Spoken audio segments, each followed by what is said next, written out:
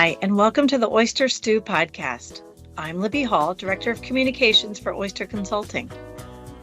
Many leaders are facing the same issues and challenges in today's financial services industry, managing profitability, trying to hire good talent, and growing their business. Whether you are a member of an executive team or a business owner, your strategic plan is a critical element to the success of your organization. In today's podcast, Oyster CEO Buddy Doyle and Head of Business Development Dave Williams talk about challenges we are hearing from our clients, from managing the effects of industry trends and technology, all the way to succession planning. Let's get started. Buddy? Well, thank you, Libby. Welcome, everybody, to Oyster Stew. I'm Buddy Doyle. I'm the Chief Executive Officer of Oyster Consulting, and I'm really pleased to be joined today by our Head of Business Development, Dave Williams. Dave, welcome. Hey, Buddy, it's great to be with you today. Looking forward to our conversation. And our conversation today is really going to be focused on leadership, and we're going to talk through some of the challenges and issues facing leaders in our client-based financial services.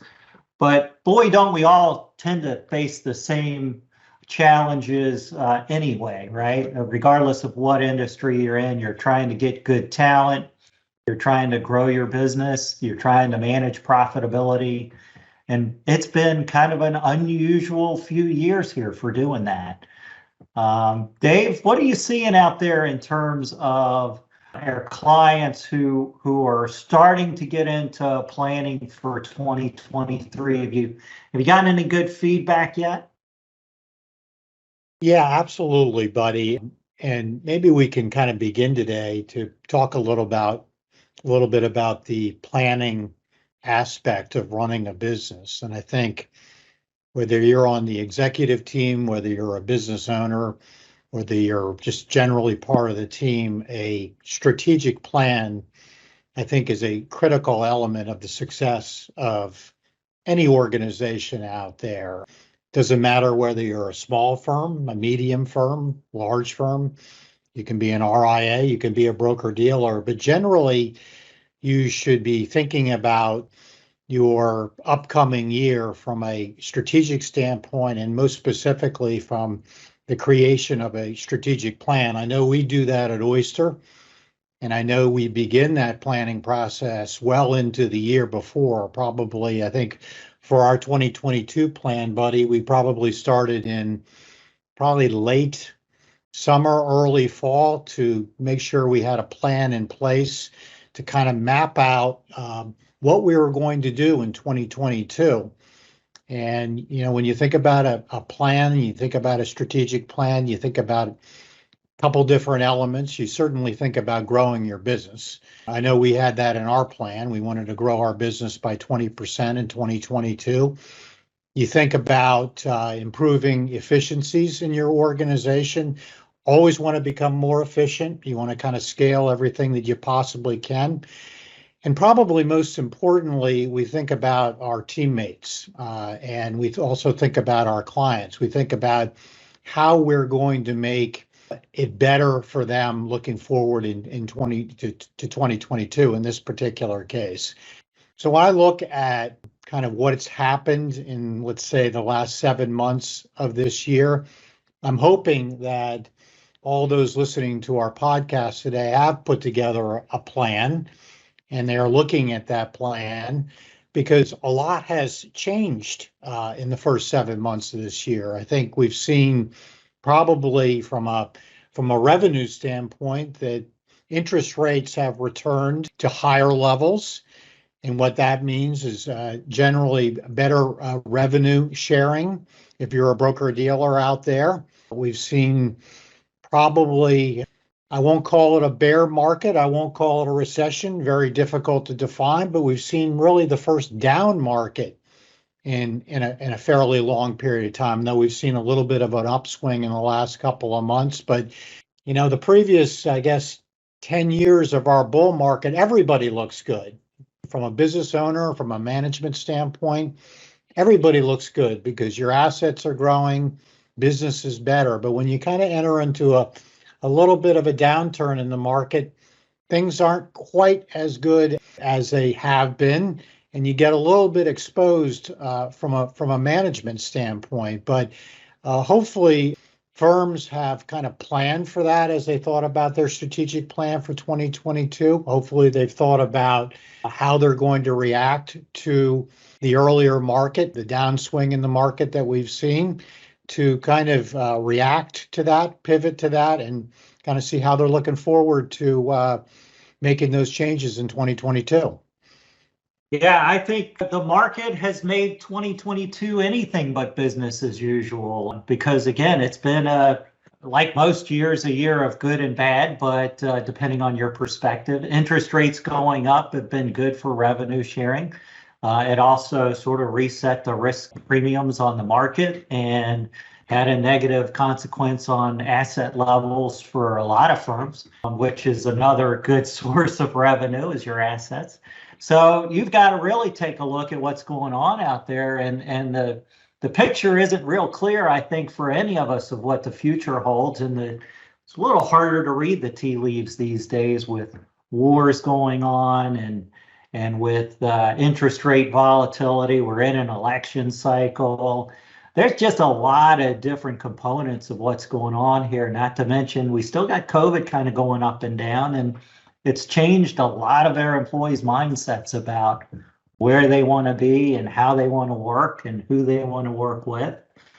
So it's really an interesting year for planning because your assumptions that you typically make, you've got to challenge those assumptions a little bit more than you usually do because, again, it just seems kind of unclear right now what the future holds. But I do think, Dave, just leveraging what we do here at Oyster and air planning process, I think one of the keys that we've had to really focus in on this year is, well, what are our metrics showing us? What are those key performance indicators look like, and keeping a closer eye on those things as things really shifted drastically in the second quarter. I mean, you just think about how differently it feels right now than it felt coming into 2022.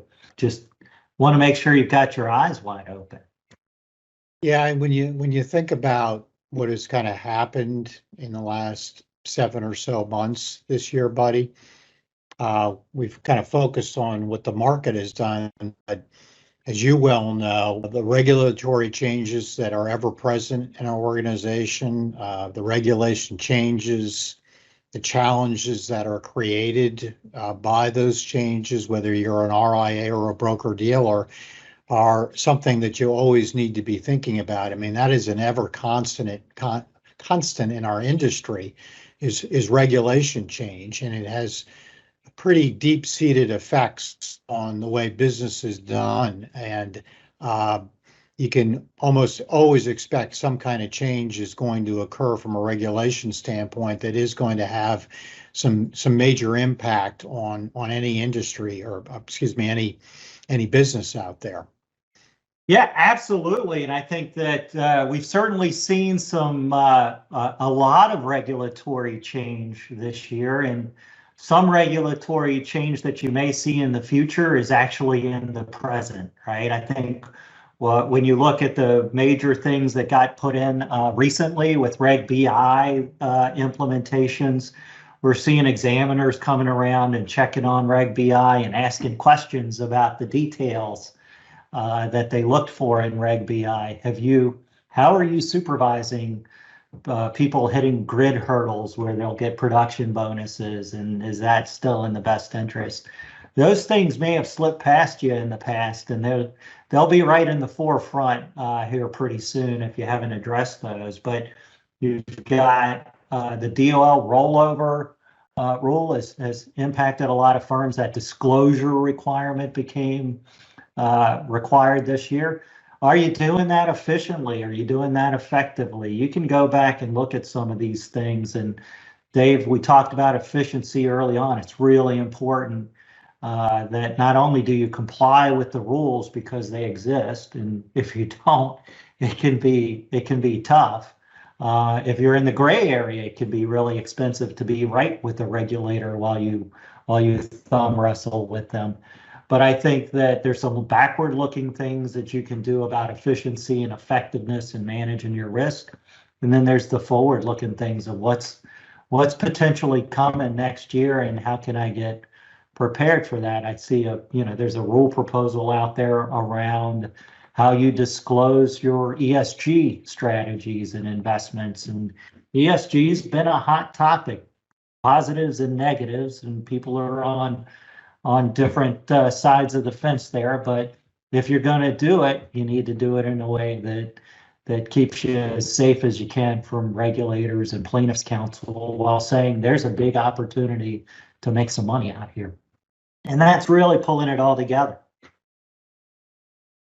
Yeah, it's certainly an important area of our industry. And when you think about some other things, buddy, you think about the dependencies that whether you're a broker dealer or an RIA that you have on, I'll just say it, vendor relationships. Your primary vendor relationship is how you custody your business. You could custody it through an RIA type of relationship. You can custody it through a clearing type relationship. And you think about all of the dependencies you have on those respective organizations that have a ripple effect throughout your entire organization. It certainly affects the way you process your business. It affects your advisors and how they interact with their clients, and it certainly affects their client relationships directly.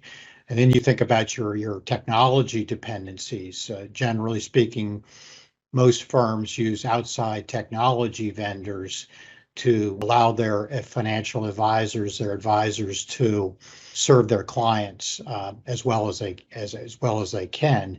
And that's a dynamic, fluid area of our industry that's ever changing, with vendors appearing, vendors merging. Just that whole technology space is an incredibly important aspect of anyone's business out there today. Yeah, and I think that's another good component to talk about here is that everybody wants to, improve their technology stack because, well, technology is always improving. And I think when you look at this, though, especially in planning, a lot of firms sort of miss the entire effort and the entire cost of implementing new technology, which could include the project, the people to get that project done, communicating, training, all of that. You'll want to measure that all the way through so that you have a good plan that you can actually execute. One of the great things about the leadership team that we have here at Oyster is it represents pretty much all facets of our client base.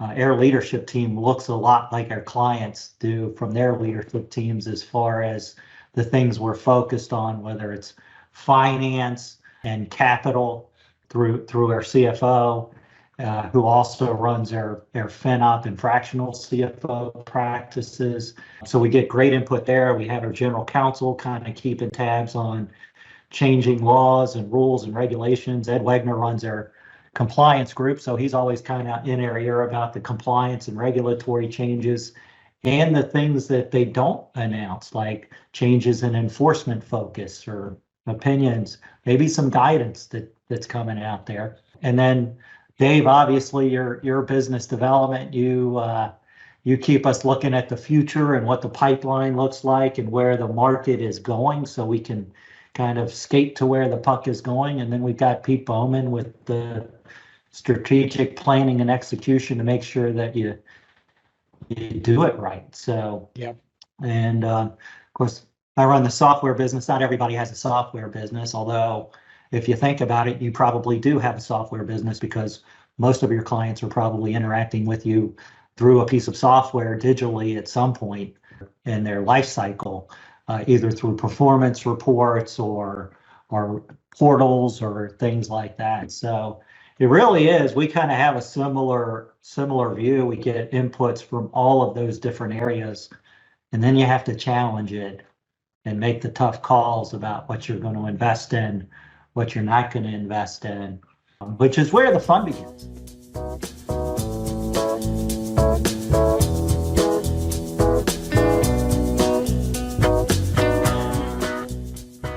One of the interesting things about the financial services industry is that a lot of times your vendors also have these regulatory consequences and focuses on them, whether it's your custodian or your clearing firm, they're in the business, right? They're either broker dealers or investment advisors themselves. Sometimes they have both, and they may have to make decisions that will impact you as an organization, as a client of their organization, and they can have some pretty big financial implications as we're hearing more and more from regulators about these upcoming thoughts about payment for order flow, about sweeps and money markets and 12B1 fees. And there's so many things out there that as regulators look for transparency in fees and risk and cost,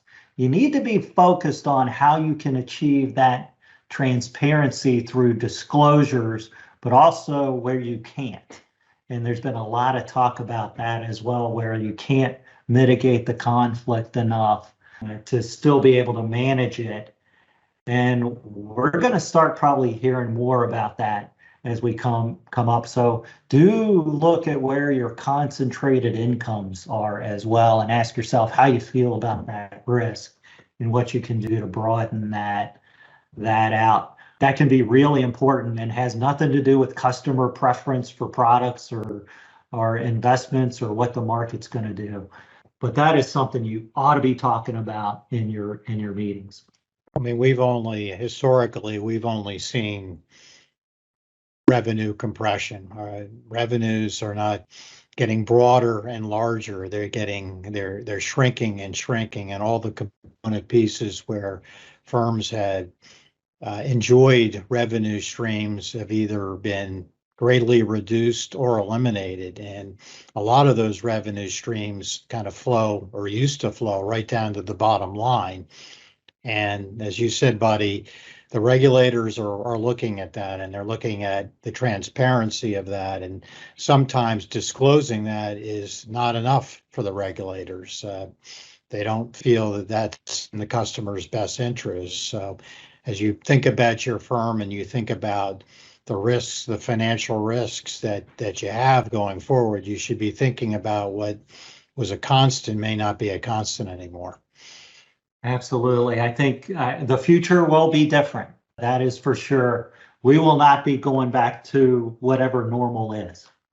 I think normal doesn't exist. It is now predicting the future a little bit, dealing with the present, right? It is what it is. But you need to be thinking about how you're going to react should these things that regulators are talking about and focused on come to fruition.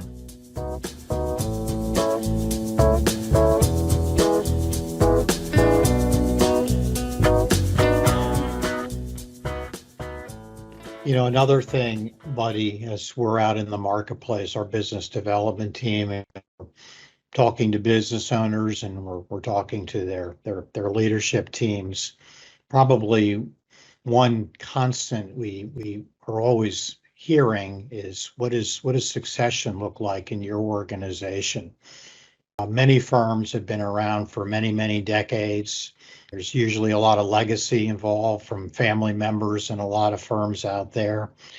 And very few owners really focus on what is kind of the next step in that organizational metamorphosis. But they're certainly thinking about, where is their firm going? What should they look like? Because there's a lot of different business models that are available today that weren't even available 5 years ago. So as a leader, as a business owner, you should be thinking about kind of where is your firm going? Is there going to be a possibility of monetization of my firm? What types of monetization models are there out there? Something that as an owner, you should always be thinking about. Usually you've spent a lifetime of work building your business up to a certain point. It might even be the biggest asset that you own. And you certainly should put a focus on that as much as anything, any other asset in your portfolio. I'm taking good notes on that one, Dave. I think you just pegged me. But yeah, it really is important to understand that transition plan, what the future holds, what the risks are to your organization because of key person dependencies.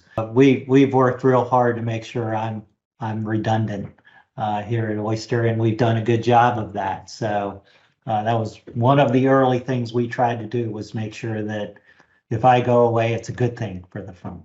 But it really is a tough thing, and we've seen some bad things happen to business owners that, accidents occur. You can be riding your bike and then you're not, and what happens to your client base, to your business, and to your family is really important to understand. So do take care of those details.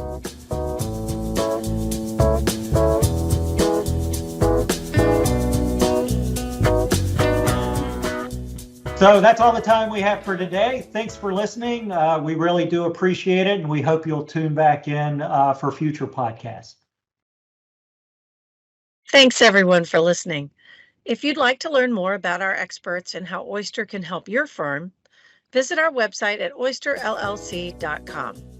And if you like what you heard today, follow us on whatever platform you listen to and give us a review. Reviews make it easier for people to find us. Have a great day.